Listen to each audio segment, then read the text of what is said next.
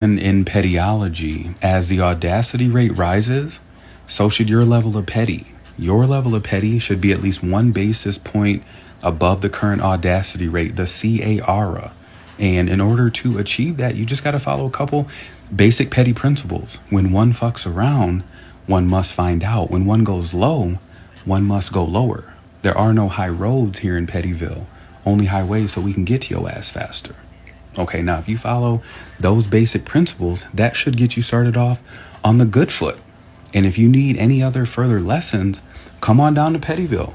Come take some of these classes. They free. Pettyluya. I mix what I like, what I like, what I like, what I like, what I like.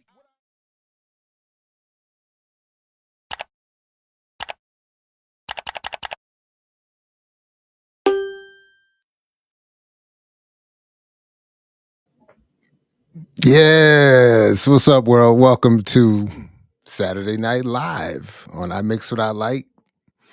I'm Jared Ball, happy to be your host. Pettyluya.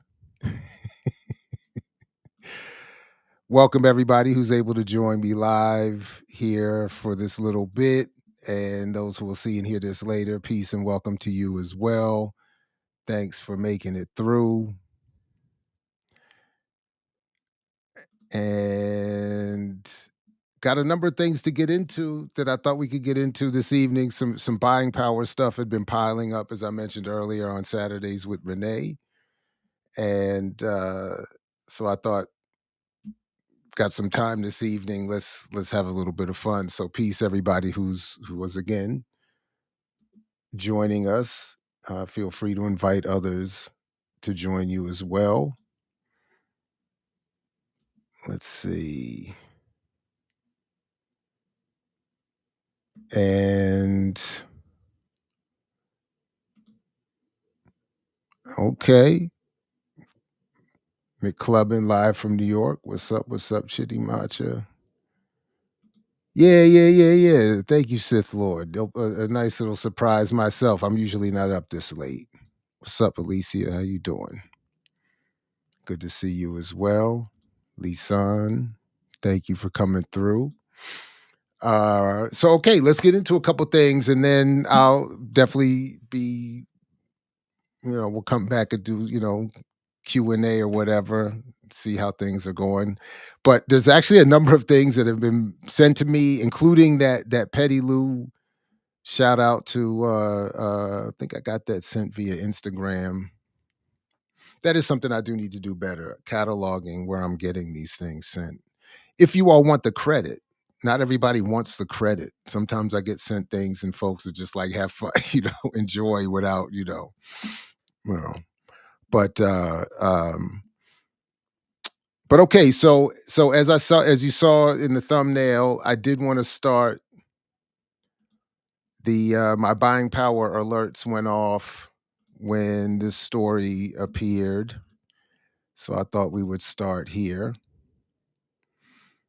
JayZ's Marcy Ventures merges with investment firm founded by former Obama advisor Pendulum Holdings. And again, I don't want to misrepresent anything. Relatively speaking, a lot of people sent me this one. So, and I love when that happens, where a lot of people, like, again, Jared should enjoy this. And definitely, Comrade Trav, thank you very much. Appreciate the super chat.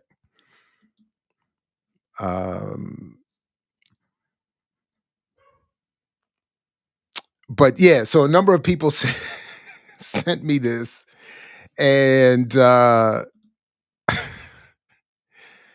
man. And the first line, actually, again, I kind of enjoy this in a sort of gallows humor kind of way. But the first line says everything and actually does a fairly honest job of telling us what buying power actually is.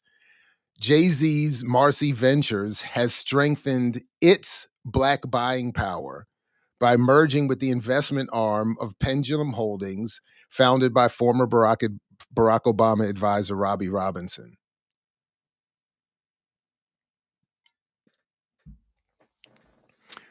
In that first sentence, I mean, does almost everything.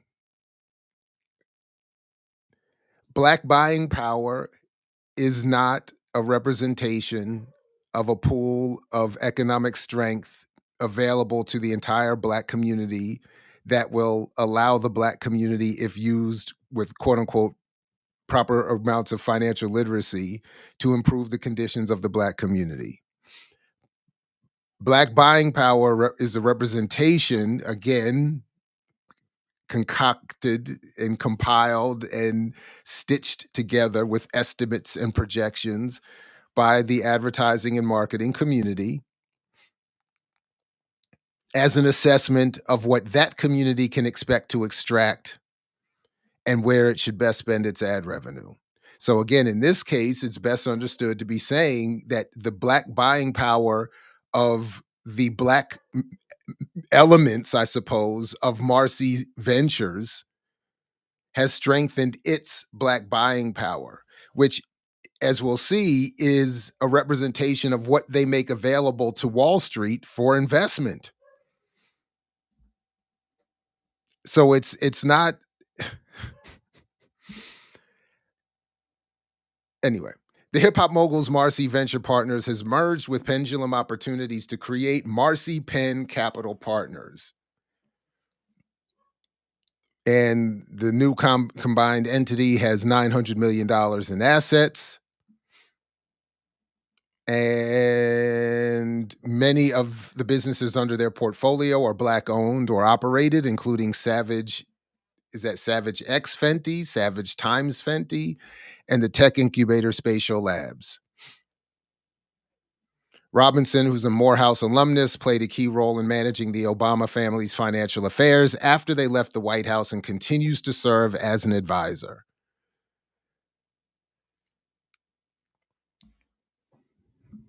All right.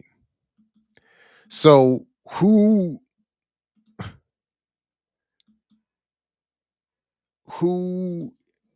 or what is this Marcy Ventures? This would require people who were, can really get into some things with an expertise at a level I don't have, to find out maybe some of the more nitty gritty details. But this is the crew, according to Signal. So you got Jay Brown, who's the managing director, JayZ, Sean Carter, managing director. You got Charlie Hanna, who is a principal, I'm assuming investor, given his connection to investments in other venture capitalist entities. Larry Marcus, Camden McRae, Mason Hanlon, Samara Pollock. So that's sort of what I'm saying. The Black buying power of I guess two of the primary, the two managing directors of Marcy Venture Partners is to take money that is being invested from, it looks a lot like a lot of the white elite, and have that investment placed into various projects. Yes, some of them may be Black owned, a majority of them may be Black owned, but to the extent that those businesses do well, it will enrich these folks. So the idea that this is somehow a pathway for the collective or the community is, this is exposing the fallacy of it right there.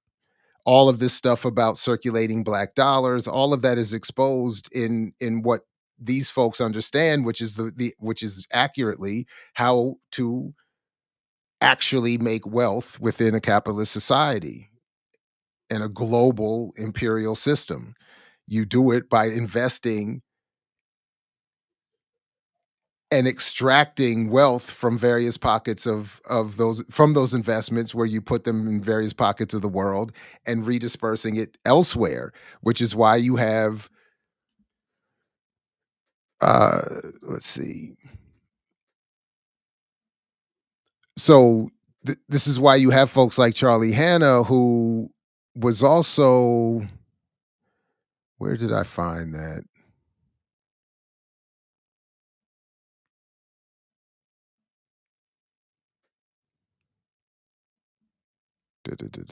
All right, maybe it was somewhere else.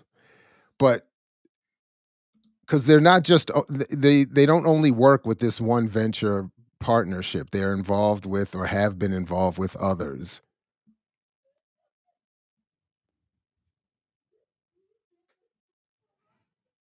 But in any event,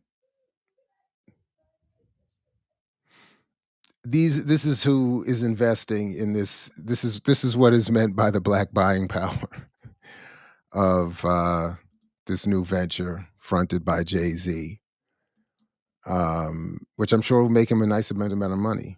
A nice bit of money for sure. But I thought that line was a good one. It strengthened its black buying power, which again is a more accurate representation of what the phrase is meant to mean. So, all right, so that's one.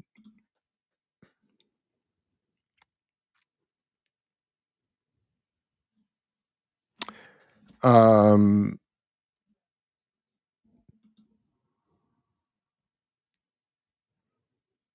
although where so that wasn't in that link there, because I had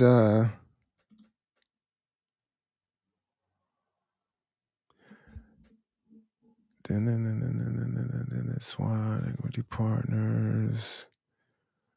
Fellow, he's also co-founder of BitRights, a digital licensing, Stellar IPFS Enterprises.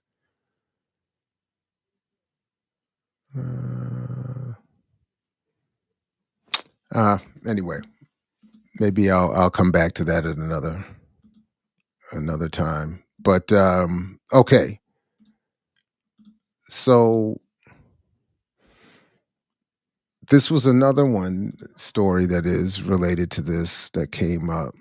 Black millennials and the white picket fence, which is essentially a story about how homeownership has not turned out to be what it had once symbolized for this author. In 2023, 54.8% of millennials owned a home compared to 78.8% of baby boomers. For Black families, that gap is even more defined. 30% of Black millennials own a home compared to 60% of Black boomers. But again, this idea that home ownership is the solution keeps being disproven, because even at its supposed height or heyday for Black baby boomers, the wealth, the collapse of the divide or the gap wasn't taking place either. It wasn't as if Black people were doing well. And again, home ownership is a marker of a debt. And then as Renee was breaking down, and I can't even really remember how she was doing it, but was that the home ownership rates are measurements of who actually lives in the home that they own, and for Black people, that's even less. So, but the point is, home ownership is still a marker of a debt. So, and then of course after the 2008 collapse, most of that, whatever wealth was wrapped up in that, was wiped out. And according to Richard Wolff and a lot of other folks, it's we headed there again. For millennials, the scarcity of homes is compounded by surmounting debt astronomically higher than their parents encountered at the same age. While many workers today are earning more, their buying power is diminished. thanks to a record high inflation, stifling their ability to set aside savings to purchase a home. So this isn't related specifically to black buying power. So it's less mythologized or weaponized here because it shows that, as George Jackson called it out at the beginning, if you're said to have more buying power, they just raise the cost of everything and everything basically stays the same or gets worse in terms of what you can effectively buy with the money in your pocket. So just weeks ago, 92% of women turned out to the polls to support a black woman vying for the highest office. We didn't win, but once again, we showed up and outperformed, demonstrating our collective voice. It's that cross generational force, boomers, Gen X, millennials, and Gen Z, that will keep pushing for change and equity. From supporting first time home buyer incentives and combating redlining to advocating for rent control, the fight is far from over. But rent control was not part of the advocacy for Kamala. And Kamala's promise of a measly couple $10,000, $20,000, $25,000 for home ownership was not going to help either. So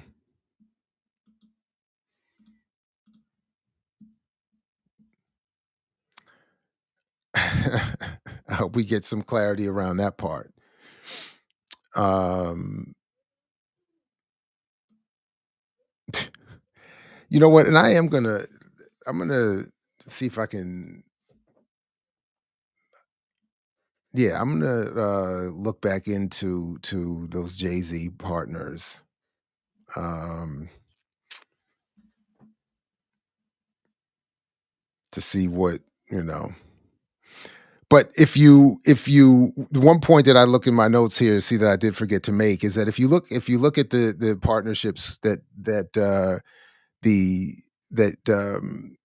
that JayZ's crew has, the partnership that he has created with all these folks and all this investment. When you go through that website that I had pulled up, it was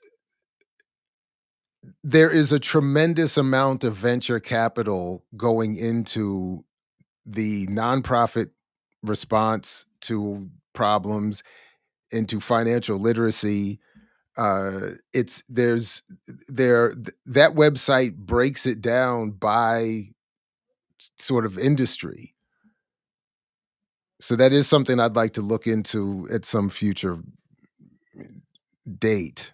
That is, where is all this venture capital going? How much of this venture capital is going into these areas calling for support for so-called minority-owned businesses?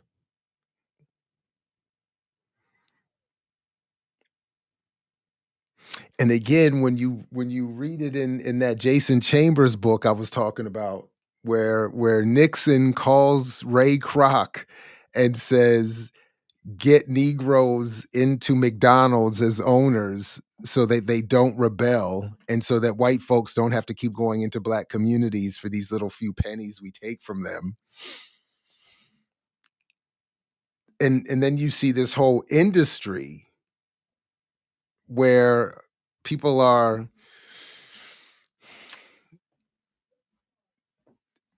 and it's clear that white and other venture capitals finds a good return is going to come from investing in black financial literacy programs and small businesses. So, but okay. All right, here's another thing. Let's see. Let's watch, and I'm gonna do as I did when I watched it before on my own, and I'm gonna run this at 1.5 times speed just so we can get through it a little bit faster. But because there's a couple things that I'd like to check out with you all.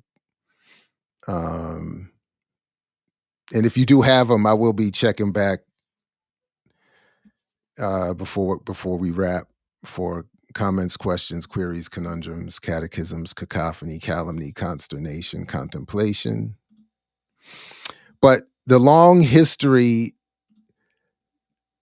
of spending habits of Black people from about 10 days ago. Apparently, this was run as part of a Fox 26 News in Houston story. And I thought it was at least. There was a time when blacks were denied access to the nicer products sold in America, like clothes and even food. Store owners would provide subpar products that had a lasting and psychological impact. When blacks were finally able to shop at mainstream stores, they didn't skip a beat, even going for the nicer items, even if they couldn't afford it. Now take a look at this. This was a marketing tool for store owners back in 1954. Here is what sales psychologists So that's have to say about John H. selling Johnson's Selling the the secret of Negro. selling to the Negro is expressed in one word. That word is recognition. Now, there's nothing unusual about that. People want to be recognized. They need recognition. That's basic in all of us. But perhaps because he's had so little of it, the Negro needs even more. He needs to feel important and appreciated. This need is a very real and important one. It shows up even in many of the Negro shopping habits. Anyone who sells or wants to sell to the Negro customer should know about some of these habits. So remember, this is John H. Johnson, the founder of Ebony Magazine. And again, I am running this at 1.5 speed, so I hope that's all right. Who created this documentary to edit, which later also includes cameos from the Secretary of Commerce and I can't remember who else. But the point being that he's marketing this to white corporations, saying, "Hey, Black people are not trying to be rebellious. Black people are not trying to be a problem to you.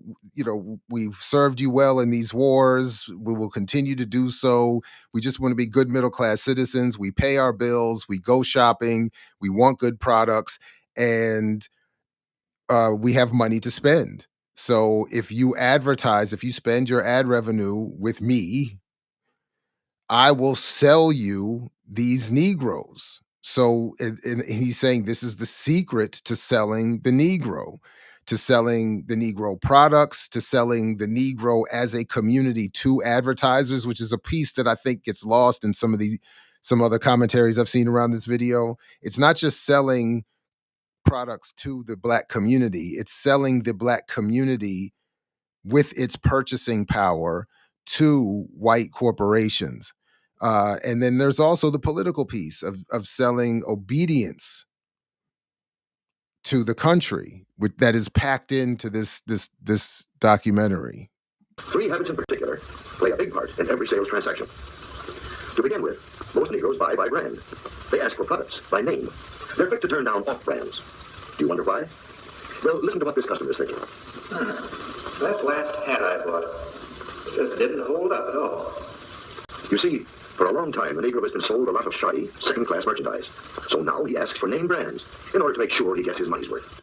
Kind of jarring, isn't it? Welcome to The Factor Uncensored. Many experts say the lingering effects of being treated like a second-class citizen in America for decades is still having a long-lasting impact on blacks today. How does that look? Spending more than you're saving, focusing on name brands to have that feeling of importance while impressing others, instead of buying land while building generational wealth. Some say the marketing tools used on blacks in 1954 is still working today. Do you agree? Our panel is here tonight to talk about it. Kim H., fashion and So, but quickly, the part that's still working today is selling the idea that entrepreneurialism, Black capitalism, is the solution. It is not to be shocking that marketing, effectiveness in marketing is effective. So when they say the same, we find the same trends that existed before exist today. Of course it is. If the oppressive conditions remain, if the marketing remains and is made even more effective by the hiring of more Black executives, as I've been talking about recently more and more, to work in the advertising community and putting more Black people in commercials and putting more Black business owners in the conversation with the hope of attracting more ad revenue or more consumers, then of course it's going to be effective. And again, as we talked about before, there is no land to buy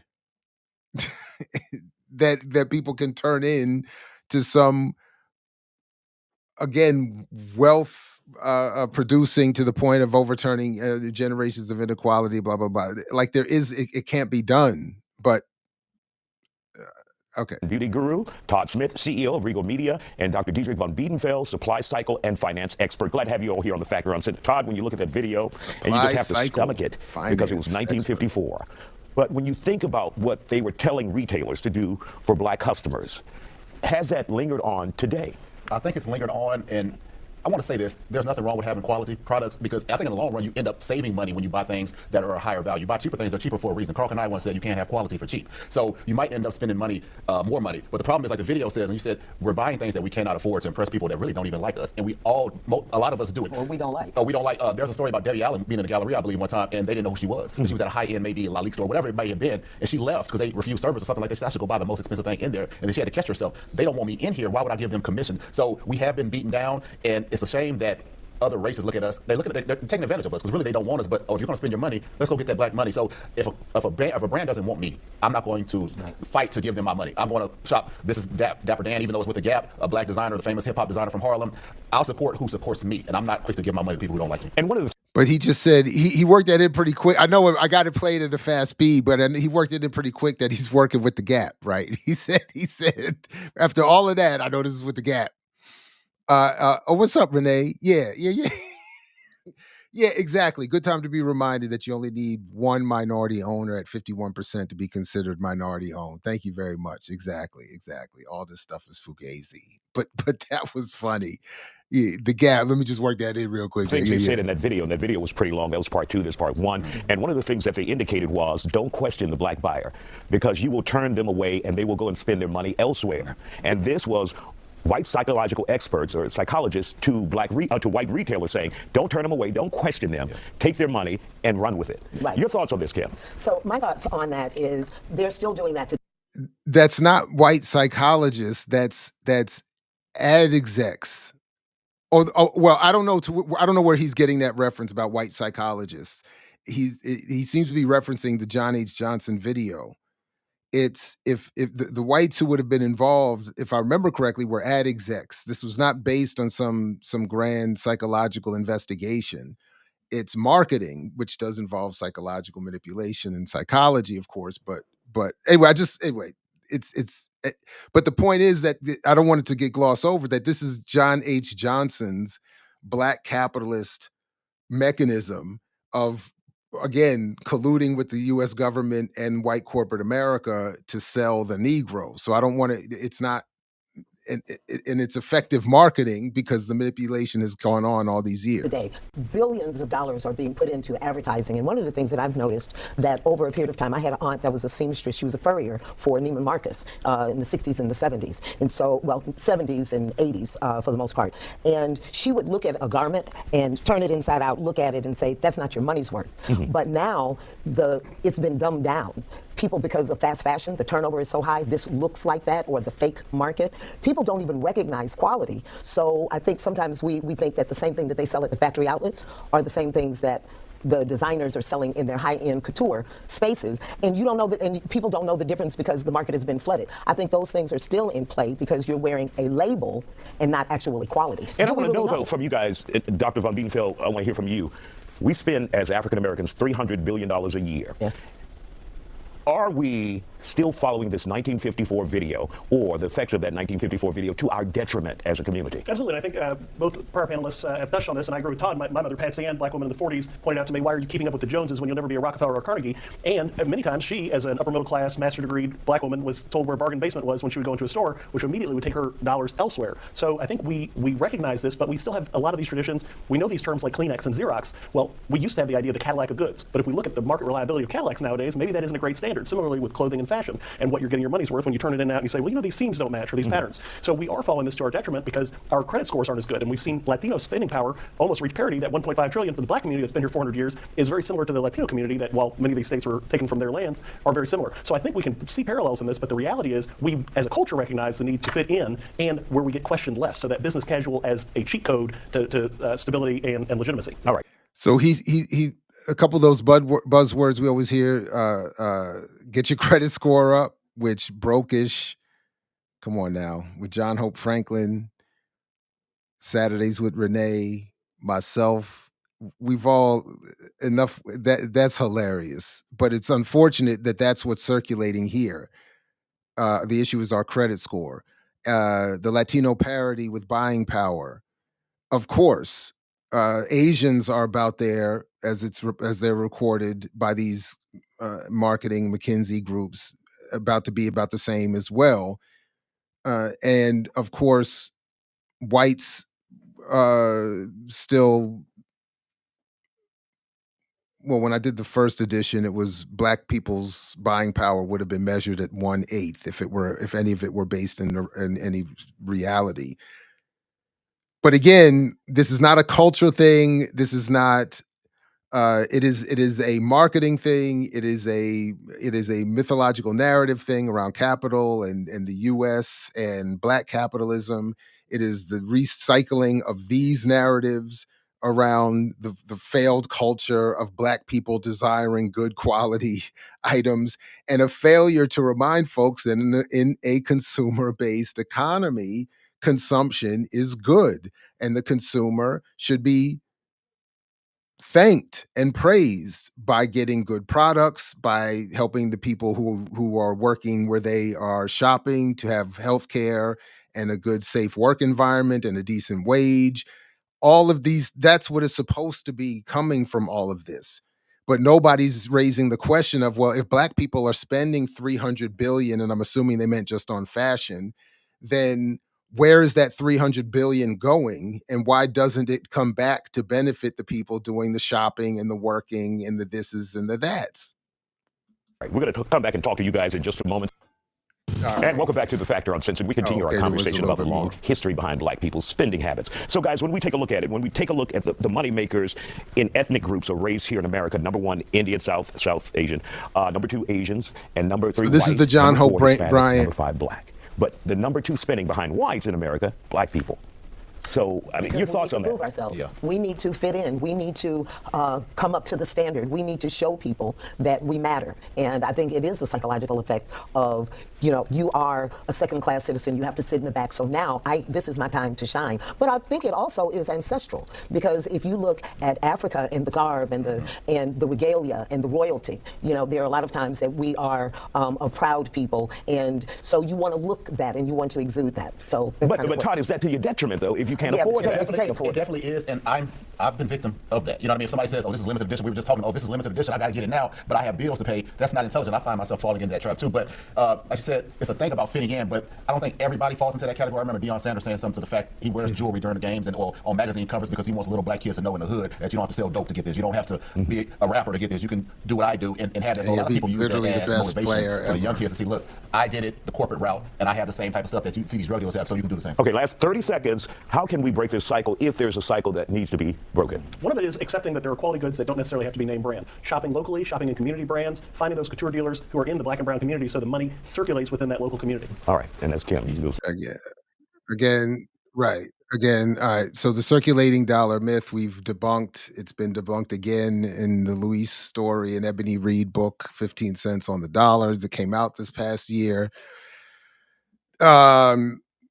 So, okay, one thing that I noted that I wanted to point out is that, okay, fine. I don't even want to debate this argument about the genetic and cultural memory that leads black people to tap back into our African ancestry and to shop and consume. I'll grant that. Even more of a reason to recognize how the economy works and to say all that consumption that's in my ancestral DNA that I must do should benefit me and mine more. So you're right. I'm going to go buy that limited edition, blah, blah, blah, blah, blah. So all of that consumption through political power and public policy should mean we have free healthcare and good schools and vacations and homes to live in. And we all get jewelry, since gold is everywhere, diamonds are everywhere, and their value is a social construct, as is their cost. And since I can't help but through my African genetic DNA cultural memory to consume, then my cousins who dug those diamonds and the gold out of the ground should also get health care and land and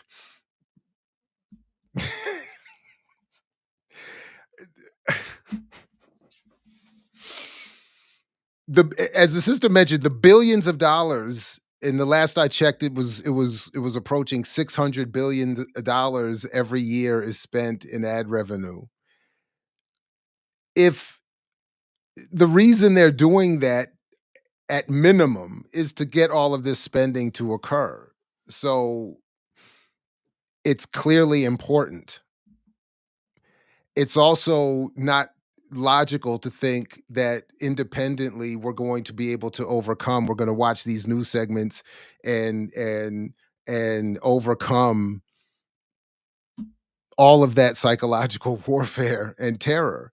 This is why, if any of us are interested in these issues or outcomes, we have to get involved in various ways politically for political power to address ourselves to the outcomes. Otherwise, but the messaging is consistent from Peter Thiel, from let's even going back to the big myth and the quiet coup and selling free enterprise. It goes back. It's there. You could see this trajectory. 1910s and 20s, National Association of Manufacturers getting the entire labor force away from before 1930, expecting weeks of paid vacation, $25 an hour wage. This is 100 years ago. And so to get all of that, so that's when all the psychological warfare regarding this issue started. And get everybody away from unions and government involvement in business and all of that. And then after the Second World War goes on and on, then you see the selling the Negro from John H. Johnson in the 50s saying, with the black capitalist class saying, hey, we want in. We see the propaganda machine. We are in there too. And if you give us ad revenue, we'll sell the dream to our black audiences. And here's our black audiences just trying to be good Americans. We're handing it to you. Then you can see it weaponized again in response to the failure of it previously and in part, and the rebelliousness of Africans worldwide and the black liberation struggle here. And Nixon weaponizes it through McDonald's, who hires a black ad exec. And then wasn't it Tom Burrell that he hired? I'll check the names, but he hires a black ad exec and hires black owners of McDonald's franchises. And then you can see it. It unfortunately gets misunderstood by well-meaning people in the nationalist community. At times Malcolm X, at times Du Bois, at times Garvey, at times Dr. Amos Wilson, and it gets misunderstood and distilled as a positive. And when they come back in some cases to try to correct it, those parts of their histories get suppressed even by today's black scholars. And then you see the John Hope Bryants picking up on that in the 90s and saying, in a response to a burning LA, I said to the white corporate world, hire me and I'll fix this. And then you see it in the local Texas, Houston news report. Credit scores, circulating dollars, shop black. And people don't even realize. And I skipped that part in the 50s, 60s, and 70s with the Hayeks and the Mises and the Friedmans and the all being sponsored. Remember when they said in the big myth, we want to have, if the communists have the Communist Manifesto and the Christians have the Bible, we need to have a market fundamentalist Bible, and that's where we get Capitalism and Freedom from Milton Friedman. So you can see it. All right, so let's see. There's more. So, oh man, I had this one. So when did this come out? This has been out for a month, and I wasn't. But since Dr. George Fraser keeps coming up, and I had the little back and forth with Dr. Julian Malveaux.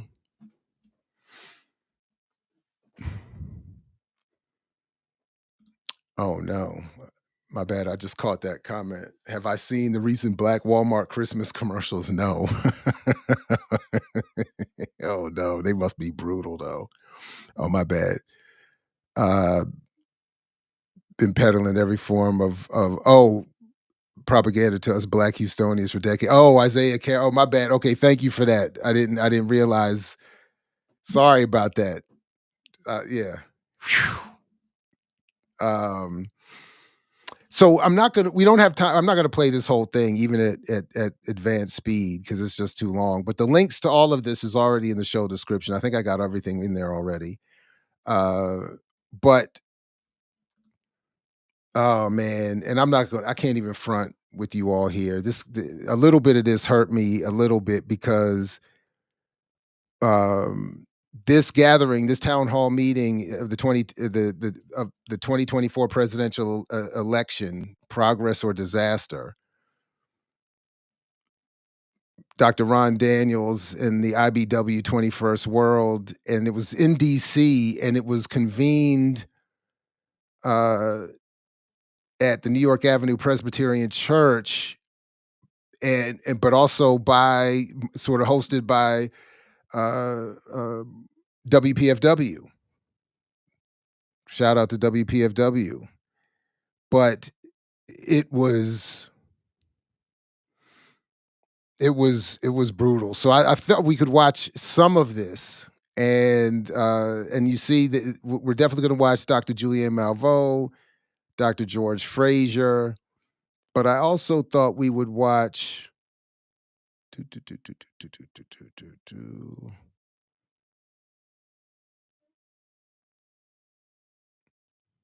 I did want us to watch Reverend Graylin Hagler.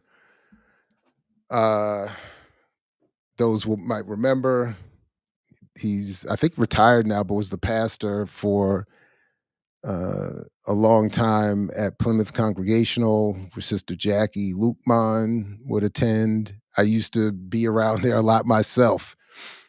Used to see Reverend Hagler routinely. So I thought we would start there, just catch a couple of these and see how it goes. But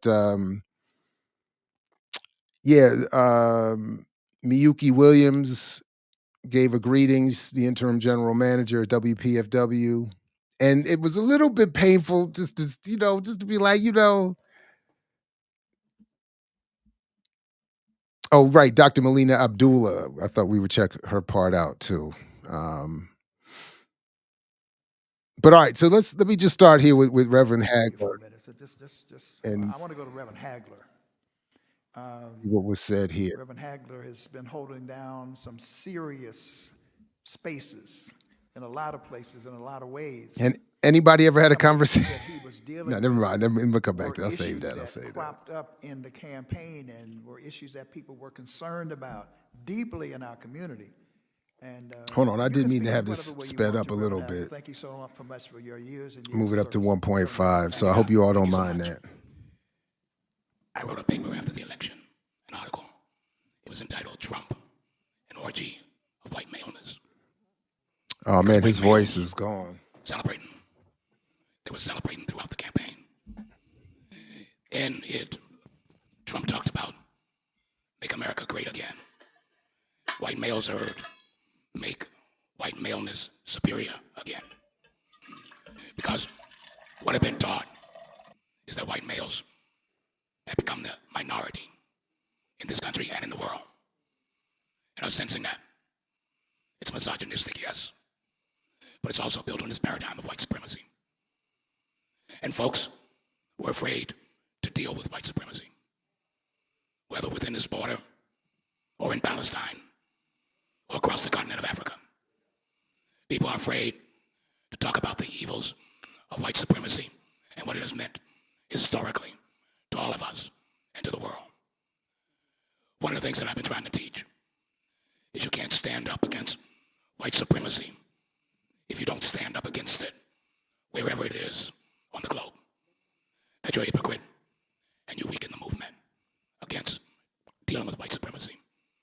But we got to remember, I'm glad it was pointed out, sexism is a part of white supremacy.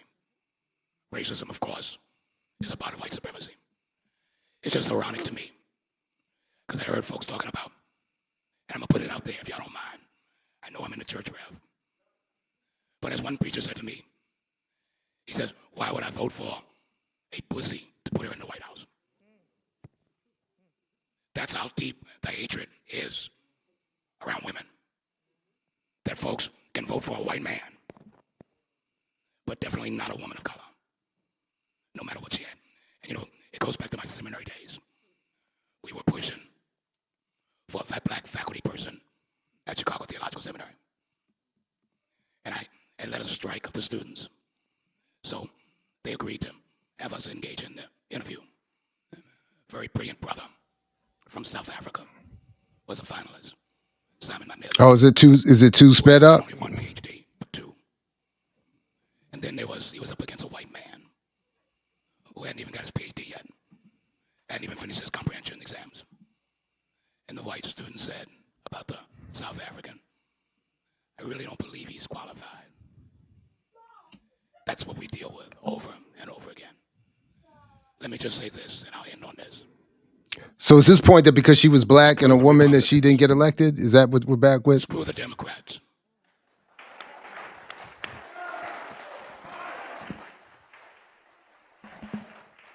What we got to be about is organizing our community, because folks... That's facts.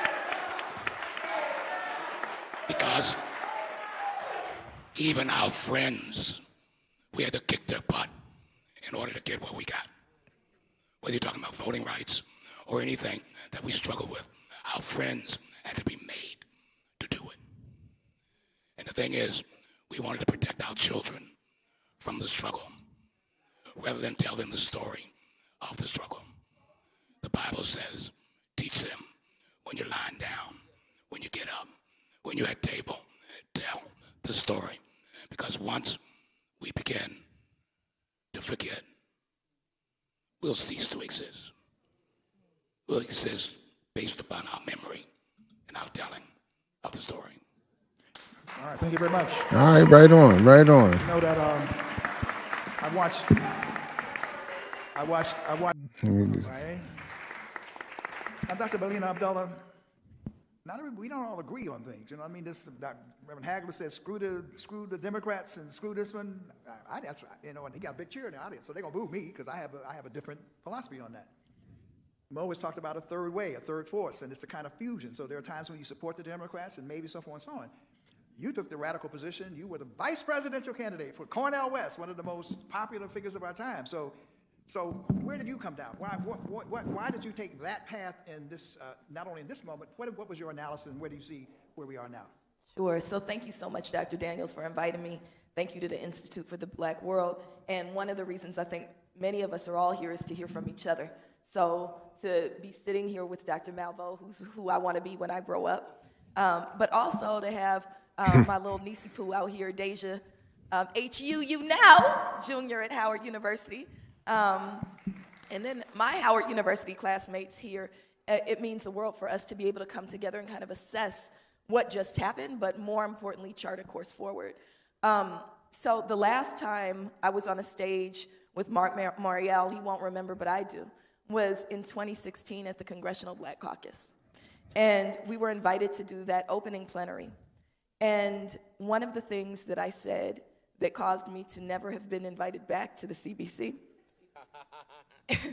is if the Democratic Party wants our vote, they gotta run better candidates than Hillary Clinton. Well, what just happened? Because she didn't get a lot of applause for that. And I'm just gonna be straight up. Kamala Harris might have had the vibes, She might have been able to pay the $10 million for Beyonce, or $5 million for Megan Thee Stallion, or $1.8 million for Eminem. She might have been able to get influencers out there, but we have to remember that when you cast someone who is, and I understand Donald Trump to be the absolute devil incarnate. He is the devil incarnate. This is not a joke. This is, I know that when we saw Matt Gaetz, you're putting a child rapist on your cabinet, right? This is sick, but you can't counter evil with a lesser evil. And we have to remember that Kamala Harris, for many of us, even though she felt better than Joe Biden, she didn't do and present what we need for Black Power. And so I am a Black Power organizer. I'm born in the 70s in Oakland, California, right? I'm for my people, and I've been trained to be for my people.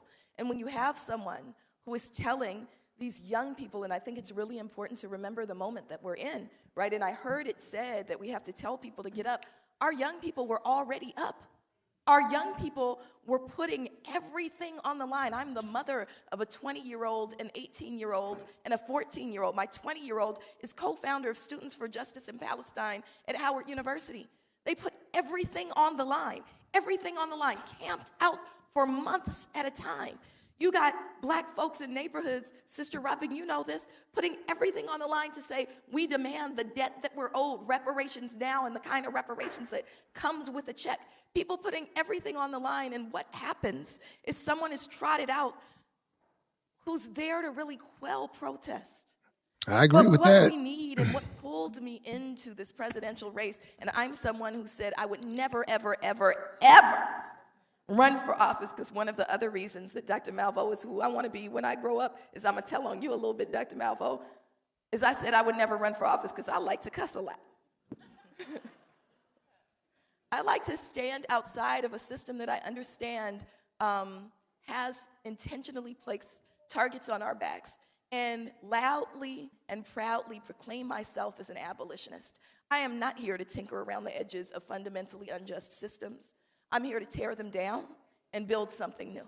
And so when Dr. West decided he was going to run for president on a platform of truth, justice, and love, when he said we're going to build policy pillars that say gender justice includes not just the right to have an abortion, but also an economic investment in women that says we're going to provide resources, so if you want to give birth, this society is obligated to take care of those children, right? That we're going to say that when we talk about economic justice, it's not an opportunity economy, it's a $27 an hour federal minimum wage, it's reparations, it's a right to home ownership, it's all of these things. So that pulled me in because I saw it as a moment in a movement, is what Dr. West said. And I saw it as an opportunity to use an electoral tool that bolsters a movement on the ground. Here's where I'll close, because I saw the sign go up. Here's where I'll close, is that we have to refuse to be the good Negroes that try to quiet the rebels. We have to applaud the rebels. We have So to that's say interesting that that she's saying that in this group. always brought us to freedom.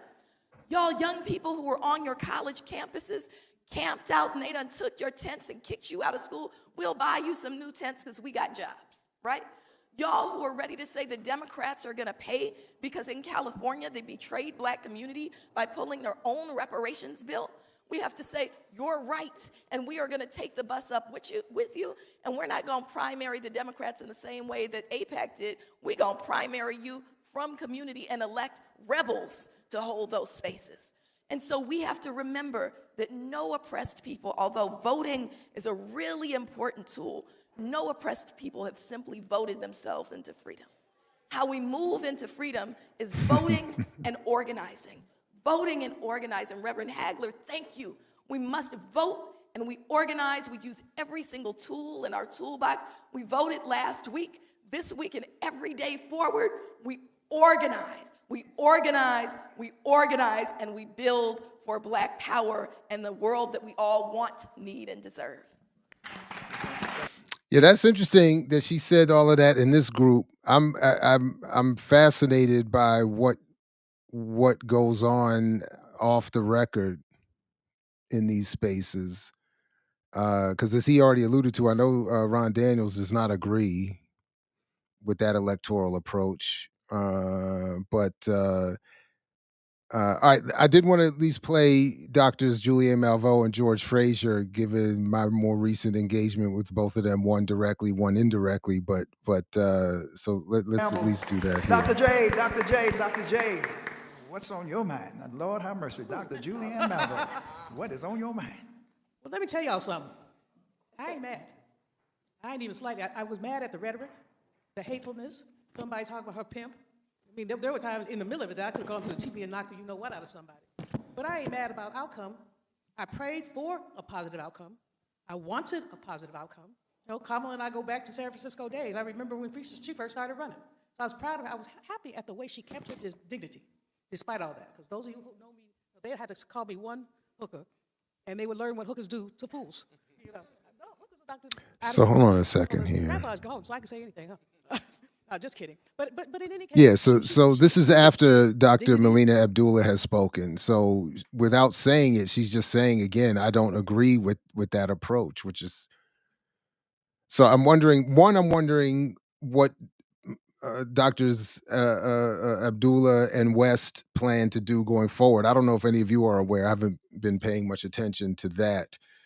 So what their plans are electorally and with what they were doing with their campaign, and then what would have been the discussion between these folks off air. Joy at a time when people have all kind of tropes about black women, angry black women, evil black women. There was none of that in her. But I ain't mad because we've been down this road before. What I am doing is laser-like, looking at our so-called allies, looking at those. I was in California for 2 years, dean of the College of Ethnic Studies, and it cracked me up how some of my brown brothers and sisters like to say black and brown, like it's all one word, black and brown, black and brown. But then when you look at the numbers, and I'm looking for the numbers, when you look at the numbers, what you find is that our Latino brothers and sisters did not really break with us. Well, because she promised to keep deporting them. More likely they were. Younger ones were not. We look at some of the, and the trope that black men, it all held on black men. Well, that man, my general manager is here. We had a chat. I'm not supposed to say orange man. They have to edit it out if I do. Could I call him Mango Mussolini? Can I call him Mango Mussolini? Oh, yeah, but we try to replay this on our air, so. Well, you can edit that. Mango Mussolini is not bad, though. They kept trying to say that black men were the ones. He got 21% of the black male vote. That was not the majority, but that was his target. How did he get that vote? By playing to patriarchal stereotypes that some black men buy into. And why do black men buy into patriarchal stereotypes? Because they grew up in a patriarchy. Because this is a patriarchal country. Racist, sexist, predatory capitalist, those are the organizing principles of this country. Enslavement was an economic proposition. And we could go, everything, we did enormously well for a minute. Post-Reconstruction, you go 1866 to about 1910, we began to lose it in 1900. But you saw progress, land acquisition. We had, W.B. Du Bois called it land hunger. And black folks would do anything to get land till they started taking it from us. But wait a minute. First of all, progress compared to what, as the famous Les McCann jazz song used to ask? Compared to what? Compared to nothing. Yes, there was a quick advance, but Du Bois in Black Reconstruction talks about the policies that describe the backlash against Reconstruction as a movement back towards slavery. So there's if I'm not mistaken, his chapter is titled "Back to Slavery." So, so I don't know how I'm not clear how it is that she's in particular using Du Bois to claim. How did she say we did enormously well? They started taking it from us, and there were no laws. They just decided. There was a man in Paris, Texas in 1896. There were two of them, and they both owned a nice, sizable piece of land. The younger one, they told him to sign his land over. WTF? I mean, and he said no, so they lynched him. Then they lynched the older guy who was in his 60s, and then the journalist said, we didn't have to lynch him, he was old, he's getting ready to die anyway. And they wrote that down. They wrote that down. And so systematically, and many of us who have roots in the South have stories of stuff that disappeared. In my family, we have the story of the moving fence. They went to bed one night, they woke up, the fence had moved. Because we had a fish-rich bayou that ran through our land. And we let everybody fish in it, white folks, black folks, whomever. But they didn't want us, the Hawkins, to have it. So they took it. And 2 of my cousins disappeared. And everybody says, we don't know what happened to them. One of them, he was very light. They claim he ran off with a white woman. I'm like, no, he wasn't going to leave his mama like that, not without a note. I mean, he might have left her, but not without a note. But in any case, we all have these stories. And so, if we have lived Black history, which most of us have, now let me say, those of us who want to sugarcoat stuff are intellectually deficient. What's the word that Dyson used? Aphrodisia? Because we're not telling our young people these stories.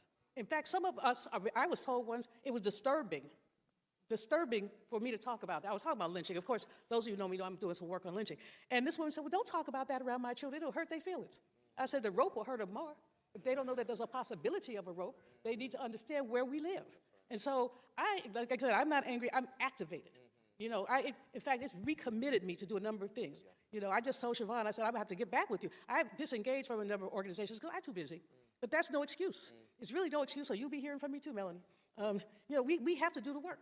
I mean, it's there. We can't give up. But I just want to say a couple of things about, everybody read at Project 2025. I don't think everybody read the whole thing, 900 and some pages of garbage. But what we must know is, first of all, they're attempting to remove any protective barrier that we had. So they're going after EPA, Environmental Protection Agency, the future of our planet. The future of our planet. They're going to go after the National Labor Relations Board. This is where our unionized brothers and sisters get protection. They want to go after the Consumer Financial Protection Bureau, which prevents credit card companies and others from exploiting. I would just have to keep bringing up that it was Obama who bailed on his promise to push the Employee Free Choice Act. So again, while the Democrats have been in office, not bolstering unionization and working people, sure, the Republicans are going to come in and try to make it worse. But again, especially given where she started with her praise for Kamala and her promise now to be re-energized in back in the fight now that Kamala lost, I think it's worth noting that just once again. Yes. I mean, I could go down the list, but the point is, any protections that were there is what they're going after. I just got this text from a friend of mine who's a lawyer. That man is putting 2 of his lawyers, 2 of his fraudulent lawyers, one to be the Deputy Attorney General, and the other one to be something else in the Department of Justice. I mean, he's systematically, but see, Dr. Meyer used to always say, when people tell you who they are, believe them. So I had all these. Yeah, that's a good point. Why we have to get these personal stories when we're talking about the price of rice. So-called right-minded white people who said, well, that's just his rhetoric. He's not going to do that. Okay, so now you wanted it, you got it. And some of these white women who said they cared about reproductive freedom, you can't build a whole campaign around reproductive freedom. There are other stuff. These women are the mothers, daughters, sisters, and wives of white male oligarchs. They sleep with them. I mean, they sleep with them. I'm not saying that knowledge is transmitted congenitally, but I'm suggesting that there's a lot of information that is exchanged. And so, the education, the economic piece, this man would say, Pillow talk is real. But he's going to prevent overtime accumulation. So you're going to need more tips. You're going to need a lot more tips. You got to get rid of the tipped wage. Right. There you go. Right, which was and where was that during the last, again, where was all that during the last 12 of the last 16 years where your favorite folks were in power? Where was all the bolstering of the working class in advance of what had to be predicted at some point would happen, the election of a Republican? I mean, this is what is. String on me. Yeah, we do have three more people, so we want to get to them. I am very cognizant of my brother. With education, one of the things that we're forgetting is a number of African American women in particular who are concentrated in the educational sector. We're forgetting about that. There are a disproportionate number of us there, as well as in federal government. We represent almost 20% of federal workers. When he says he wants to get rid of federal workers, just walk down the street in D.C. You cannot walk too far without touching a federal employee. You have lunch with one sometime this week. They're not going to be able to pay. You have to buy their lunch next time. because they're about to get D6. So the whole education piece is problematic for any number of reasons, including what it will do to cities and states. So we're also not really looking at the intergovernmental pieces of this and how many cities and states rely on the feds for part of their lifeblood. And so we want to go, I don't care, I do care, but the fact that Trump is a nasty, foul, filthy, no home training idiot who will call anybody out of their name, that's just who he is. He's been that way all his life. What I care about is the structural things he's attacking. And that's what's making me. So yeah, call somebody out of their name. All right, I want to call you out of your name back. Right. It ain't that deep. But we have to look at the issue of structure. And so let me say this last quick thing. White voter participation went way up. Now, white voter participation went up. Kamala Harris was the most effective GOTV instrument that white America had. Both of y'all said people could not vote for a black person, could not vote for a black woman, but they might have stayed home if it was. Wait a minute, she has a show on PFW? So it just stuck in their craw. We can't do this. So it was not about the economy. These people say, oh, it was not the economy. The economy is doing much better. It is about essentially racism. Right. Just cut it down, and you cannot make chicken salad out of chicken spit. So let's not put it, I didn't mean spit. So let's not put all this. Oh, that would make more sense. Racism, pure and simple. All right, thank you much. Now we have 4 more people to go. Let me just say this though. In the 2020 election, I'm going to let this go through Dr. George Fraser, who's next. There were 10 million less who did not vote in this election. And the reason I'm saying that is because, voting ain't the end all and be all, but those who do register and do vote will exercise disproportionate power. And that's one of the things. So I just want to say, I don't know what more people, no, 10 million less voted this time. George Fraser, I know you've been itching. So you got, George Fraser, you president of the Fraser Nation and all that good stuff, you had the floor. Dr. D, real quickly, white people did that, some of them stayed home, but they increased their share of the vote. I got that, but I'm just saying, I'm making that for a reason. I'm making that for a point because, and I'll say that in my comments at the end, because I have something to say specifically about the George Fraser. First, I think it's important for me to make something clear, considering what we're talking about. Yes, I am black. In case you were not entirely sure, that's the beauty of our culture and race, becoming all shapes, sizes, skin tones, and hair textures. Okay, lots of options. The second thing I want to do is I keep this close to me. I'm 80 years old. God is good. Born on the main streets of Bed-Stuy, Brooklyn, New York. I said Bed-Stuy, Brooklyn, New York. They say when you're from Bed-Stuy, you're either a thug or a gangster. I'm a gangster. You'll find out in a minute. It was 1962, and I was running the streets of Harlem. I was 17 years old. I was on 125th Street and Lenox Avenue, right down from the Apollo. And it was a young man on the street corner on a soapbox giving a talk. It wasn't Malcolm. I didn't really recognize the young man. So I walked over because he gathered a crowd. And it turned out to be Stokely Carmichael, who later changed his name to Kwame Ture. Oh, boy. Miriam Makeba and moved to South Africa. But he said on that street corner, and I have the exact quotes because I don't remember the entire quote by heart, said something that changed the entire trajectory of my life. This is why I keep this quote in my pocket every single day, and I read it probably 3 or 4 times a week to remind me. So I'm going to read it to you as I heard it from Stokely Carmichael in 1962 at 17 years old. He said, no black person in this country makes any advancement solely based on his or her talent or worth. All individual advancement is based on mass struggle. We make no progress in this world without shedding our blood. Therefore, your advancement and success does not belong to you. It belongs to the people. And if you do not use your success or advancement for the benefit of your people, it is a betrayal of the people who shed their blood for you. That's right. Amen. Stokely Carmichael. Wow. So let me say the next few things and still be loved. Wow. Nobody saving black people but black people. It's been 400 years and our black asses ain't saved. Who in the hell are we waiting for? That's right. We're waiting for us. That's right. And we know that old keys will not open new doors. Here's some statistics for you. There are 8 billion people in the entire world. Only 17% of those people are white. 83% are melanated people, dominated by people of African descent, and 1.5 billion Chinese, Asians, and East Indians. So, what's the point, Dr. Fraser? We are not outnumbered, we are out-organized. That has been said a million different ways on this incredible platform. We are suffering from cognitive bias versus critical thinking, right? Critical thinking produces what? Facts. And the reason facts don't change most people's opinions is because most people's opinions don't use facts, but to form. Oh, wow. They use their opinions to inform their facts. So we have to straighten that out. That's number 3. Number 4. Now I want to say this and still be loved. We're missing something that is crumbling our culture.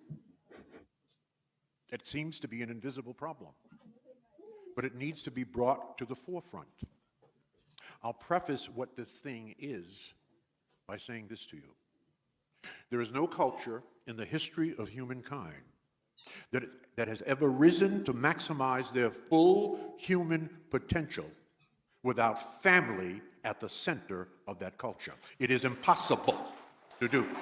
What does that mean, Dr. Fraser? It means that at this moment in time, in case no one told you, the black family is in an existential crisis. How do I know this? When I was growing up, the marriage rate in our culture was 85%. Today, it is 34%. Projected within the next 20 years from now, if we don't fix it, we'll be in the low teens. 71% of our women are not married. 29% will never get married. 63% of our brothers are not married. 33% of them will never get married. How does marriage affect the economic base of a culture? The facts are very clear. Look it up yourself. Household median wealth, household median income by cultural group. Now, for 350 years, who do you think had the highest household median wealth and income? White people. For 350 years, it was white people. It is no longer white people. Number 1 are East Indians. Household median wealth, $129,000. What is the marriage rate in the East Indian culture? 94%. Second are Chinese Asians. Household median income, $109,000 a year. What is the marriage rate? 70%. Third are white people. Household median income, $88,000. What is the marriage rate among white people today? 57%. Fourth are Latinos or Hispanics. Household median income, $88,000 a year. Marriage rate, over 70%. We are at the bottom. Household median income, $55,000 a year. What is the marriage rate? 34%. So it impacts the intergenerational transfer of wealth. Because you can see from those statistics, other cultural groups have 2 working on income. We, generally speaking, have 1. We must fix this. We must bring attention to this. This is easy to say. This is very difficult to do. Very difficult to do. So what am I saying to you? I'm saying to you, there will be obstacles to this. Major obstacles. If you understand our history, you know the first job of white folks was to destroy black men. Yes, that was the first job. The second job now is to destroy black families. We cannot allow this to happen. This is foundational to every single thing that we are talking about. My favorite quote outside of the Bible, and I'm finished with this. My favorite quote outside is the Bible. Is a quote by Marcus Aurelius. Marcus Aurelius was one of the 5 great Caesars. And here's what Marcus Aurelius said in 600 BC. He said that the impediment to action advances the action. What stands in your way becomes the way. In other words, the obstacle is the way. Where there are no obstacles, there is no way. What is the first thing God does when he gives you an assignment that he feels that you are prepared for? Wow. He puts an obstacle in your way. And your job is to find a way over, around, through, and under the obstacle. Strip, fall, make mistakes, and learn the lessons, and apply those lessons to the next obstacle. And when you get that obstacle, right, what is God, or that lesson, assignment, God puts another obstacle in your way. And when you look back over your life, that is the story of all of our lives, overcoming obstacles. Can you imagine what our forefathers and ancestors had to do for us to be sitting here, the obstacles they had to overcome? Well, resolving the issue of black male-female toxicity, and thus the destruction of the black family, is a massive obstacle that we must be conscious of and we must attack. Now, in order to attack it, you must first understand that it is a problem. But we're not talking about this as a problem. It is a huge problem and has a domino effect. Finally, some inspiration. The New England Journal of Medicine, the first medical journal in America, one of the great medical journals in the world. 5 years ago, Google it, did a longitudinal study, a massive national study, on the 3 most productive periods of our life. The 3 most productive periods of our life. Number 3 is between 50 and 60. Number 2, between 70 and 80.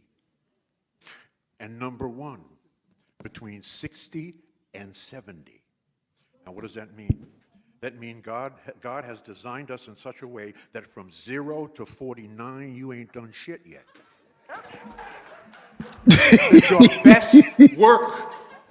Your best work, is for the final 30 years of your life. Take advantage of these final 30 years for those of you that are in that category, and know that there are obstacles, but there is a way. Know that you are the way. There is no other way other than with and through you. There is no spoon.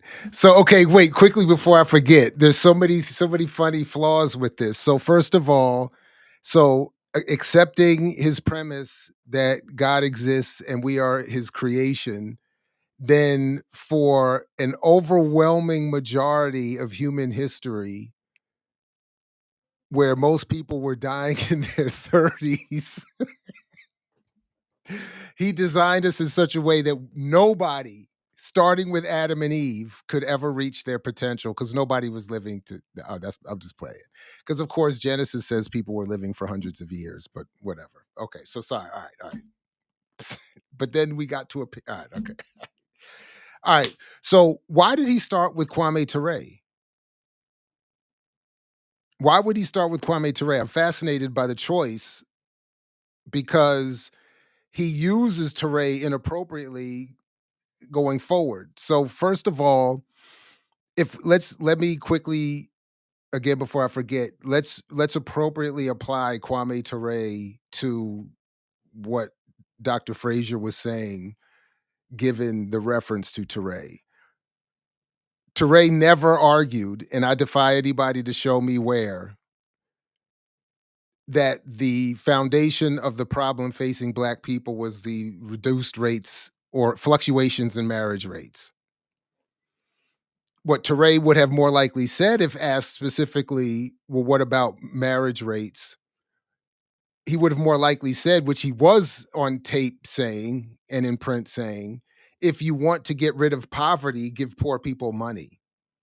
So if we're going to measure society, which is already, even with Dr. Fraser's, what he's starting with is it's a flawed approach to say we should,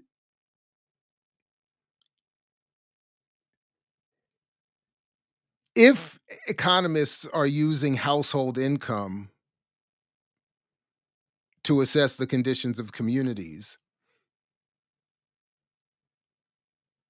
And those household income rates are deficient in comparison between Black and other communities. The response that Teray would have offered would not be that Black people need to marry more and therefore increasing the household wealth and therefore on paper catching up. Teray would have said, as he did say, give everybody more money, and then it doesn't matter whether they're married or to whom they're married, their household income would go up. Find the single people and double their income. In fact, that's the policy that Dr. Fraser should be advocating. Don't tell Black people to marry one another blindly without maybe getting the person they want, and just blind, because he didn't say anything about the quality of those marriages or those households, or what does it mean if communities are marrying based on religious imposition, financial imposition, if it's a business arrangement, or is that what we're advocating? So no, instead, Dr. Fraser should be saying, find the single household income, find the Black single income households and triple their income. Can I, did I just solve it? Just find the single. Okay. All right. So this is why, every time I see him, so I just did the response to his, where he's wrong about consumption, gross domestic product, buying power. So this is just another. So I don't know why why does he start with Kwame Ture? Is there some sort of vibe where they feel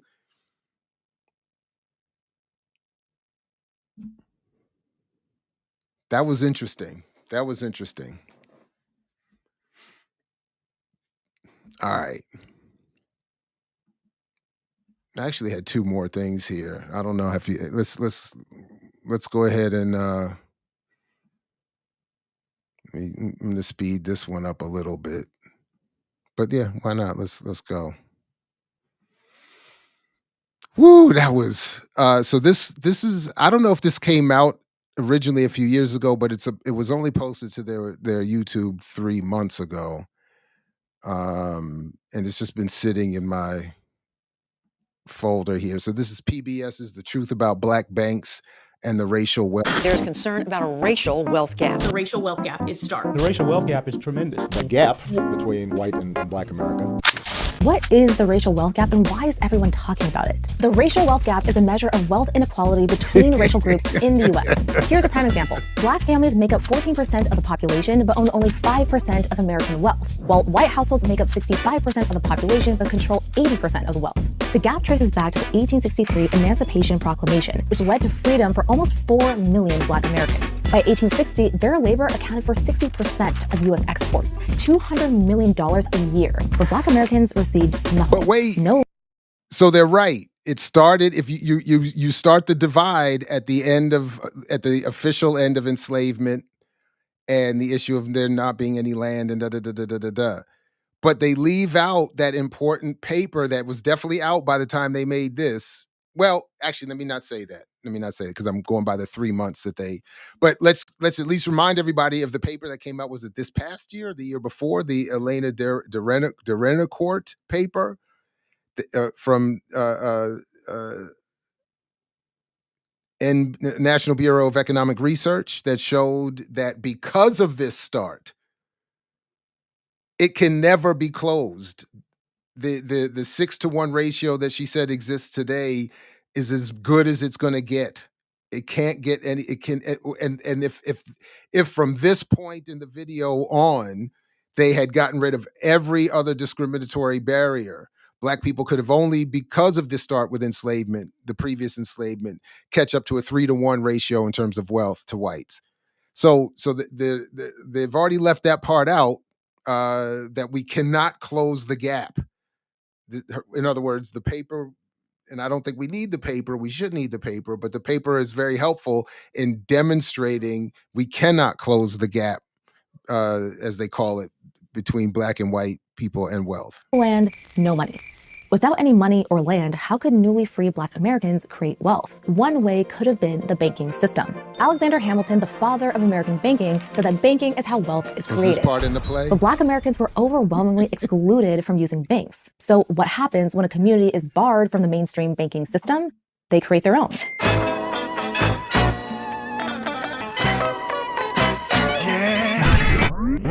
Black banks are supposed to close the racial wealth gap. So what happened? For almost 200 years, there have been 3 unique barriers that have kept Black America from generating the wealth the Black community intended: discriminatory lending, housing discrimination, and economic segregation. First of all, I have to disagree slightly again with the premise. The reason banks didn't close the gap is because that's not what banks do for any community. White banks have not closed the class divide within white communities. So that's not what banks do. So that should be step one. And then I did notice in this video they reference Mirza Baradaran's book on the color of money, but I'm already getting the impression they did not either read it or did not agree, or maybe just don't agree with her conclusions. Let's talk about discriminatory lending. Following the Civil War in the late 1800s, Black Americans... And by the way, those conclusions are that banking is not a solution and could not be a solution to the inequality between Black and white. Had few freedoms or financial options due to legal segregation and Black codes. Black codes were laws that restricted the freedom and movement of Black people and forced them to work for low wages. If you were Black, a white bank would either bar you from entering, deny your loan, or charge you higher interest rates. These were common practices of discriminatory lending, and it created a need for financial services that Black-owned banks would aim to provide. Black communities found ways to create mutual aid opportunities, credit unions, and cooperative efforts to make sure that as they were locked out from mainstream financial institutions, they had the systems in place to make sure that their financial needs were met. In 1890, one of the earliest Black banks was operating in especially hostile territory, the Jim Crow South. And again, those valiant efforts at Black banking, cooperatives, et cetera, and so forth, mutual aid, whatever, did not work. Okay. Alabama's first Black-owned and Black-operated bank, the Alabama Penny Savings Bank, was founded by Reverend William Pettiford. Influenced by Booker T. Washington's principles of self-help and racial solidarity, the Alabama Penny Savings Bank lent money to churches and professionals in Birmingham when other banks wouldn't. And it did this during a time when the Alabama legislature was doing everything in its power to deny Black political and economic freedom. Pettiford partnered with powerful white bankers in Birmingham who helped with administrative and staff training. These partnerships were like cheat codes during a time when segregation laws made Black and white relations very difficult. In 1913, the Penny Savings Bank constructed a 5-story building that housed not only the bank, but dozens of other Black businesses. The rent from those businesses provided funding and investment capital, something Black banks serving poor communities struggled to get. The Alabama Penny Savings Bank faced financial risks unique to Black banks. A lack of capital or money to invest put Black banks in a risky position. Not only did segregation laws shrink the number of potential customers, low-income customers made smaller deposits and more withdrawals. And actually, it's not unique to Black banks. Again, one of the papers, at least one that I remember researching that's referenced in my Buying Power book is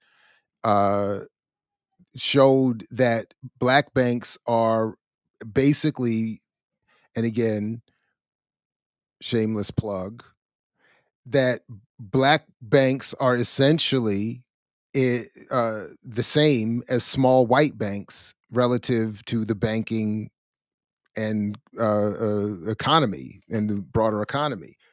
And they all suffer the same problems.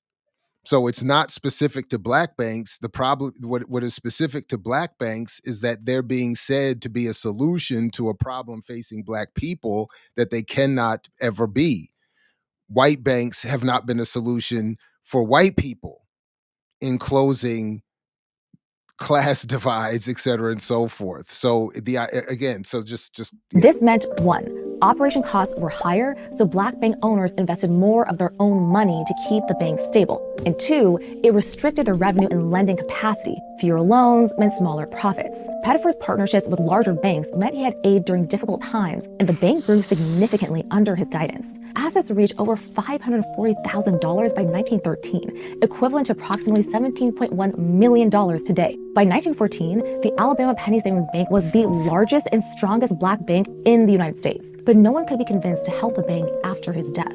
The bank failed just 1 year later, causing depositors to lose all their money.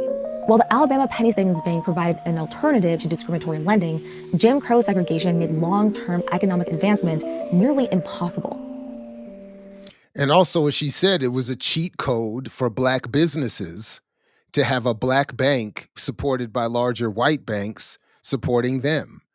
That's so again, I don't know, it's yeah, this isn't very helpful here. Yeah. The second barrier to building wealth, housing discrimination. One significant driver to the racial wealth gap, as I mentioned before, is going to be home ownership. Home ownership is a significant driver of wealth, whereby every year of home ownership, homeowners gain about $14,000 in equity.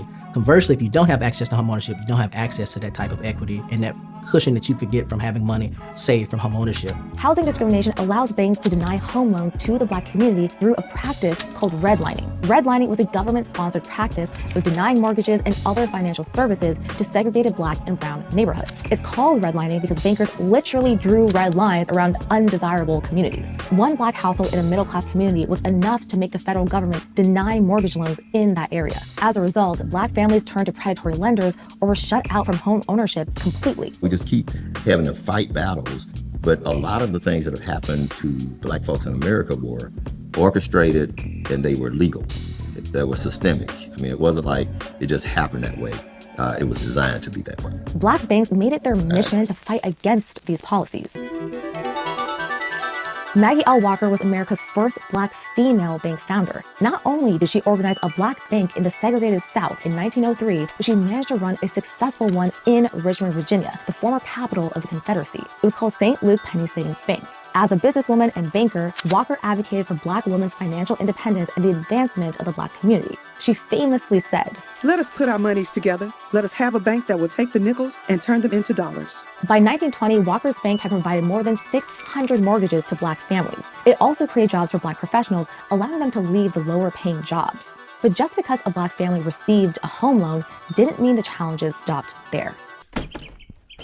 In 1925, Dr. Osteen Sweet and his wife Gladys bought a home on the edge of Detroit's black bottom slums for $6,000 more than its market value. But after moving in, a white mob surrounded their home for several days. They wanted them out. This story is common. The fear that a black family moving near a white neighborhood would tip property values and send the neighborhood into decline was so great that some white homeowners were willing to resort to violence. Once the mob started to damage his property, Sweet fought back and violence broke out. A white man was shot. Sweet was later charged and then, surprisingly, acquitted of murder, but the fear of decline is a self-fulfilling prophecy. When the white upper and middle class leave a community, property values plummet. Businesses and bankers stop investing and neighborhoods are left underfunded. Walker's Bank continued to provide loans even when it wasn't commercially profitable. St. Luke served its community for 100 years until just before the 2008 financial crisis. Housing discrimination has continued to make black home ownership unattainable for many, widening the wealth gap. Message! Result of decades of lending and housing discrimination, economic segregation. Economic segregation is the geographical separation of communities. But that's the point. Why isn't it economically viable or smart or lucrative or the good business decision to make loans and invest in black people? Because black people are racially discriminated against, because white capital is not there to back it. Black people don't have sufficient public policy, political power to protect their investments. They don't have the black consumer base to which their communities, their businesses are targeting, don't make enough money to support those businesses to the extent that they could generate enough revenue to pay back the loans that are coming at them with interest. All of that. Why? That's the reason why black banking doesn't work.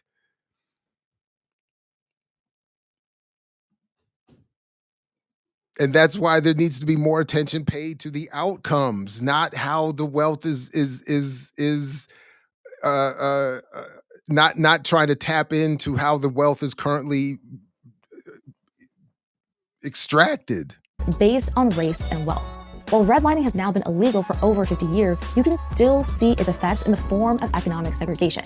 If you look at a map of a major U.S. city, you'll see pockets of wealth alongside pockets of poverty in historically segregated communities. And many of the predominantly Black and brown neighborhoods are low income with unequal access to education, healthcare, and upward mobility. You're seeing communities that don't have wealth as a function of slavery, as a function of Jim Crow, black codes, mass incarceration, redlining, entering to a different system of financial services and products. And so the wealth that they should have, they don't have, and the wealth that they could have, they will never have because they're dealing with institutions that are preying upon the poverty. Pockets of deep poverty are typically the areas Black banks serve, but they struggle to turn a profit and create wealth in their underfunded communities. So what would happen if a low-income community was able to support its businesses and entrepreneurs and keep money flowing within that community? Well, we actually know what that would look like. In the 1900s, during the height of segregation, 3 notable pockets of Black wealth existed. One was in Durham, North Carolina. During this time, Durham was home to more Black millionaires than any other city in America. Durham's Haytide neighborhood and its Black financial district created a self-sustaining Black Wall Street and was a safe haven from Jim Crow America. Black-owned businesses and wealthy white partners invested in Black innovation, talent, and enabled the flow of capital in the community. During a time where there were few options for Black businesses to secure capital, Mechanics and Farmers Bank was the only financial support for small borrowers like farmers and laborers in Durham. M&F and Durham's Black Wall Street managed to keep the Black dollar circulating within its community for decades and created a thriving Black middle class. But most Black banks struggle to do this, and it's why economic segregation has continued to be a barrier. Unless every buyer and seller deposits their money into a Black bank, eventually the Black dollar will flow into and grow the mainstream economy, leaving the Black community with scraps. The catch-22 of Black banking is that the very institutions needed to help communities escape the deep poverty caused by discrimination and segregation inevitably became victims of that same poverty. In 1958, North Carolina cut a freeway through the heart of Haytide, and Durham's Black Wall Street, along with hundreds of homes and businesses, were destroyed. Just like And M&F Bank couldn't withstand the decades-long decline in Black banking without change. In 2015, the organization decided to diversify its customer base and market outside the Black community. What could? Initiatives like student loan debt forgiveness, which disproportionately affect Black and brown graduates, and expanding affordable housing programs and other forms of reparations could help close the gap. And reparation doesn't have to be a boogeyman concept. It's not all about cash. It's about access. Access is a form of reparations, right? Black banks may not be able to completely solve the racial wealth gap, but they are one important piece of the puzzle in growing Black wealth in America. Let's get you into a home. Let's get you into that business. Let's get you into a bank account. And let's get you started on this journey of economic mobility so this generation and the next can say, I'm no longer a victim of these mainstream policies and products. We're on our way toward freedom. Yeah, so that's unfortunate that it's just another advocacy for Black banking as a pathway to freedom. That's what the history. All right, so one more. Speaking of banks, one more. I just wanted to play a little bit of the recent discussion had on the latest episode of Brokeish, featuring Dr. Justine Hill Edwards, and a discussion of banks. I just want to play a couple of minutes here. This part here where she talks about what happened with Freedmen's Bank. And then one more where she's talking a little bit about the concept of financial literacy. But obviously the link in the show description, I encourage you to watch the whole thing. But let's just check out a little bit of this here. To note that the Freedmen's Bank was established as just a pure savings bank. It was supposed to receive deposits. It was supposed to offer a small amount of interest on those deposits. A third of the deposits were supposed to be invested in government bonds and securities. And these investment products were seen as being very low risk and very stable. And so again, the bank was supposed to operate just like a simple savings bank. But when the bank makes this loan in 1867, it starts to chip away at that fundamental benevolent mission. And the bank, led by Henry Cook, changes its charter. And so in 1870, the bank is chartered. Congress approves an amendment to the bank's charter, essentially allowing it to operate as a commercial bank. So it starts to make loans. Now, this is where things get really tricky. Between 1870 and 1873, kind of shifting into the beginning of January 1874, the bank makes about $3.5 million of loans.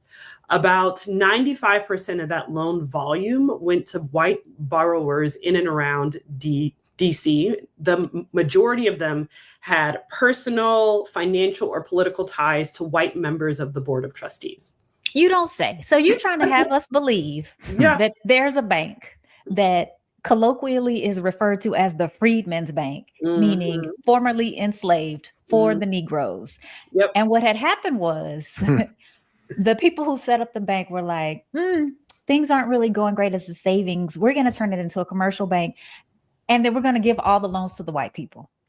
And they're saying millions, tens of millions of dollars just sitting in these bank accounts. At its height, the bank had accepted about $57 million in deposits. That's about $1.5 billion today. And if you just kind of stand back and think about that, right? $57 million deposited mostly by the formerly enslaved. These are people who were born in slavery, who had their families torn apart by enslavers and slave traders, enslaved women who had their bodies evaluated, and many medical discoveries that we still consider important in gynecology, for example, were experiments done on enslaved women. And so this community of African Americans deposited millions of dollars into this bank. So they weren't lazy. Of course, they knew the importance of saving and how to save. They were investing their hard-earned money into this bank. And only 5% of that loan volume went to them. And those were disproportionately Black churches in and around Washington and Baltimore.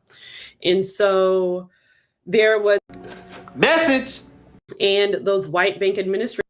So I just that's the one part I just wanted to play briefly, and I encourage you to watch this whole discussion because in part they are continuing their debunk of the recent interview they did with John Hope Franklin and all the absurd claims he was making about financial literacy and in this case banking. But here, related to what we were just watching and what was sort of left out and what isn't made in terms of a connection to what's happening today is the point that Dr. Hill Edwards was just making. Said differently, one, I would be very interested in seeing more about where One United Bank and whoever else would be counted among the 23 Black-owned banks. Where are they investing their depositors' money? And where are they making returns? Because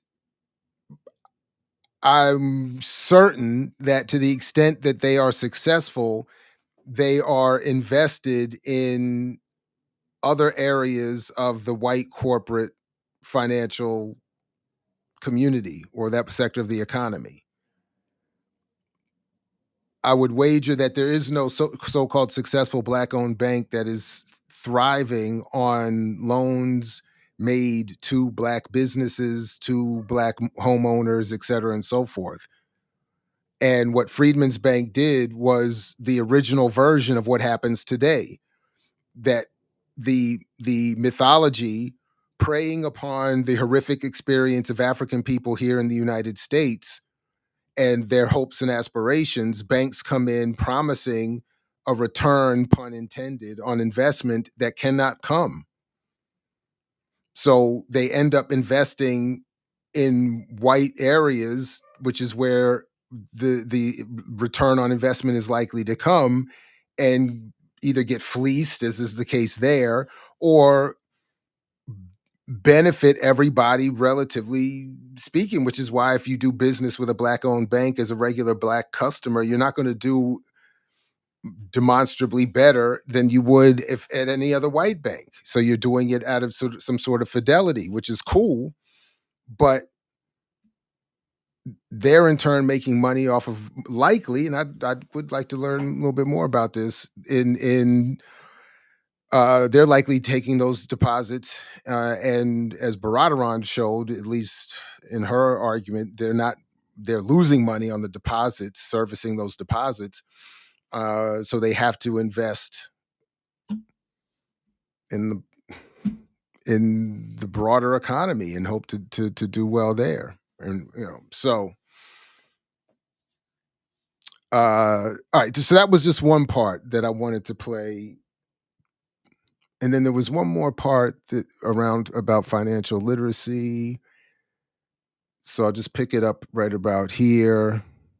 All of that is important, not just for kind of managing your own finances, but for being an upstanding, responsible member of our nation, right? It's important.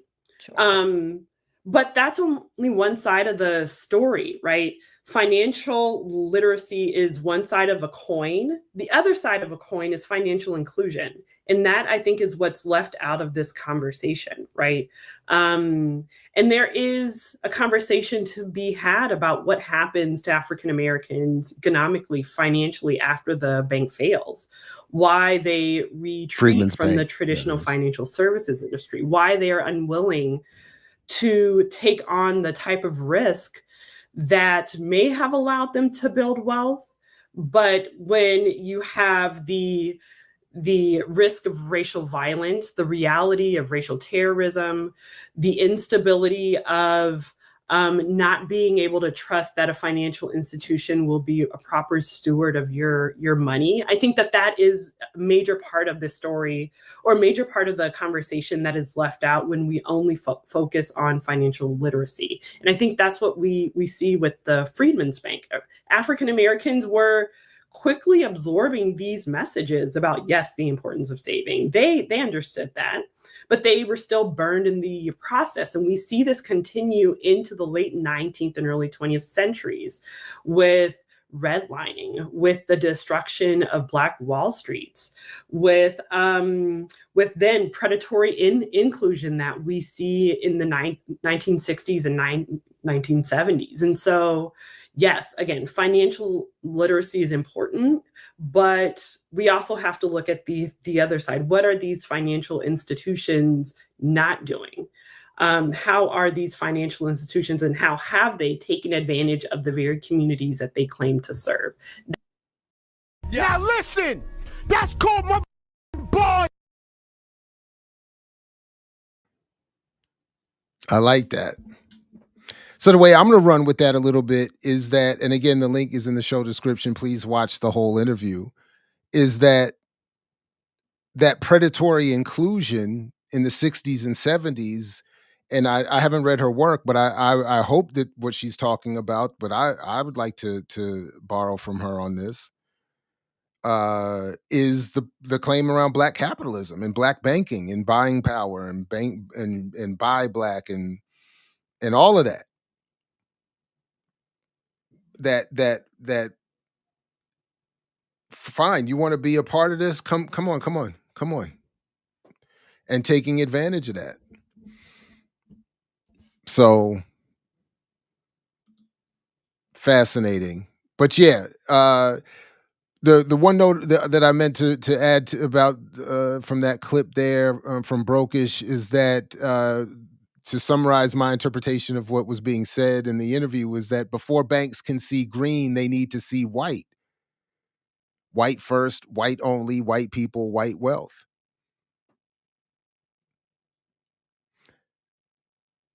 That's what the banks have been created, who and why and for what purposes they were created.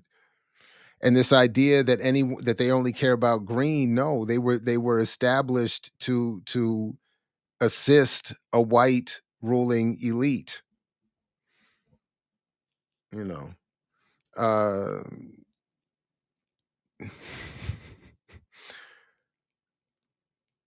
Anyway, I'm here for all the debunking of John Hope Franklin, the continued debunking of John Hope Franklin, who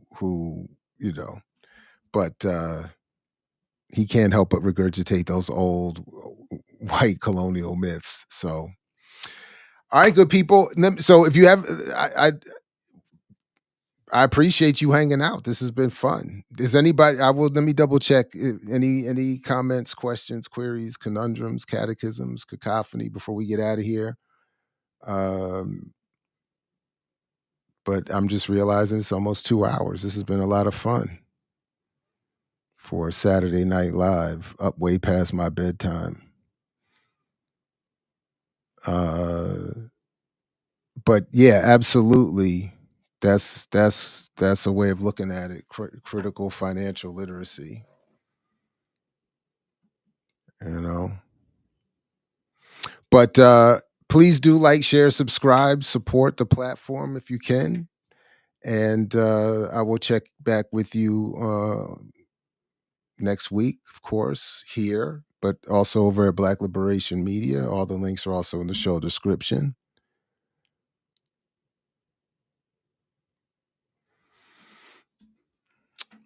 What was that original panel? It's in the show description. The links are all down there. I don't know if you meant the 2024 presidential election town hall hosted by RonDaniels.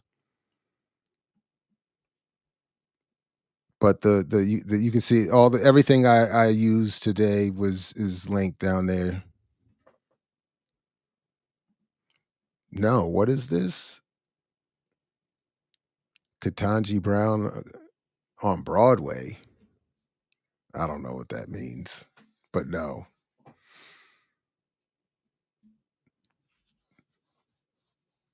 But no.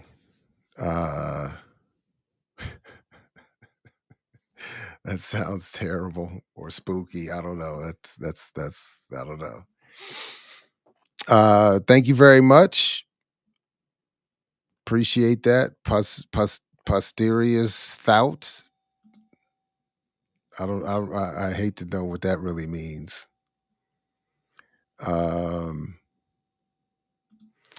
Yeah, my bad. I should have given a trigger warning. That's funny. Yeah, I know. So wait, the Supreme Court judge did a play on Broadway? She acted in one? Or one is made about her?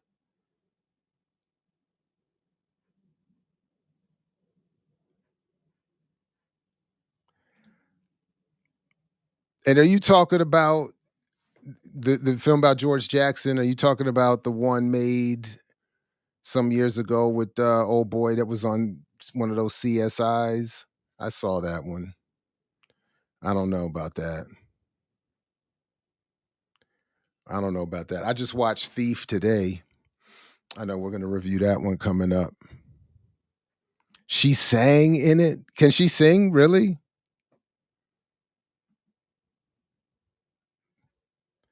Wow. She acted and performed. She made her Broadway debut. Wow. Is she good, though? Is she talented? It was one of her lifelong dreams. Well, it would be nice if one of her lifelong dreams was, I don't know, how can she be more effective on the Supreme Court? I don't know. What could she do? Wow. Ask Kim Brown, did she go see her? Or did she see it? Did she do a review?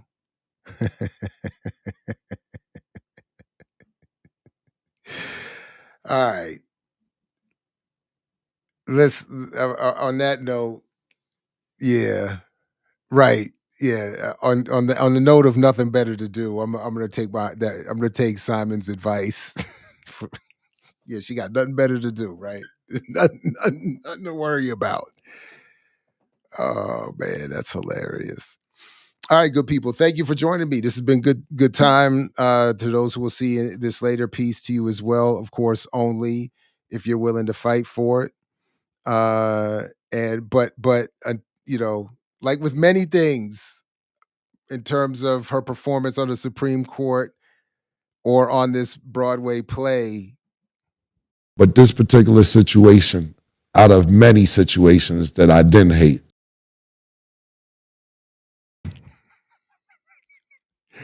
And I'll catch you next time right here I mix what I like, what I like, what I like, what I like, what I like.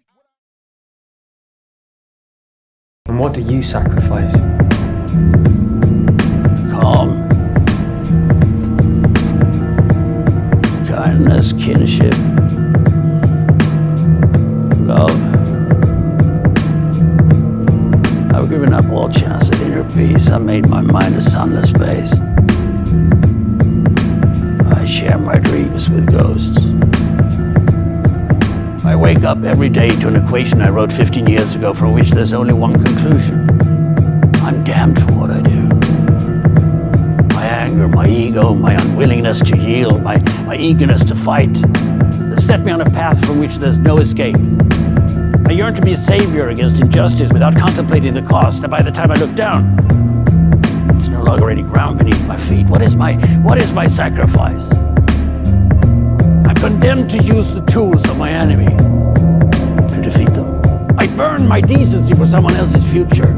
I burn my life to make a sunrise that I know I'll never see. Now, the ego that started this fight will never have a mirror or an audience or the light of gratitude. So what do I sacrifice? Everything, everything, everything, everything. I mix what I like, what I like, what I like, what I like, what I like.